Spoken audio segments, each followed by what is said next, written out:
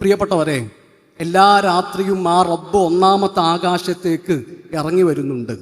വകുൽ യൻസിലുൽ ജബ്ബാറു ഫീ കുല്ലി ലൈലത്തിൻ ബിലാ കൈഫ ജല്ലൽ വാഹിദുൽ മുതമദ്ദിഹു ഇലാ തബഖി ദുനിയാ യമുന്നു ബിഫദ്ലിഹി ഫതുഫ്റജു അബ്വാബുസ് സമാഇ വതുഫ്തഹു യഖൂലു അലാ മുസ്തഗ്ഫിറുൻ യൽഖ ഗാഫിറാ വമുസ്തംനിഹുൻ ഖൈറൻ വറിസ്ഖൻ ഫയുംനഹു റവാ ദാക ഖൗമുൻ ലാ യുറദ്ദു ഹദീസുഹും അലാ ഖാബ ഖൗമുൻ കദ്ദബൂഹും വകുബ്ബിഹു.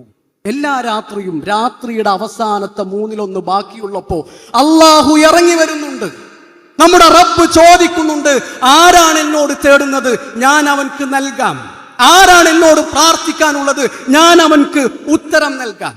നമ്മൾ ചിന്തിച്ചിട്ടുണ്ട്, എന്തിനാണ് അള്ളാഹു എല്ലാ രാത്രിയിലും നമ്മളെ കാത്തിരിക്കുന്നത്? അതുകൊണ്ട് നമ്മുടെ റബ്ബിനെന്താ മെച്ചം? അള്ളാഹുവിന് എന്താണ് അതുകൊണ്ട് നേട്ടം?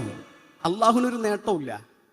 നമ്മളോടുള്ള സ്നേഹം കാരണമാണ്, നമ്മളോടുള്ള കാരുണ്യം കാരണമാണ് അള്ളാഹു നമ്മളെ കാത്തിരിക്കുന്നത്.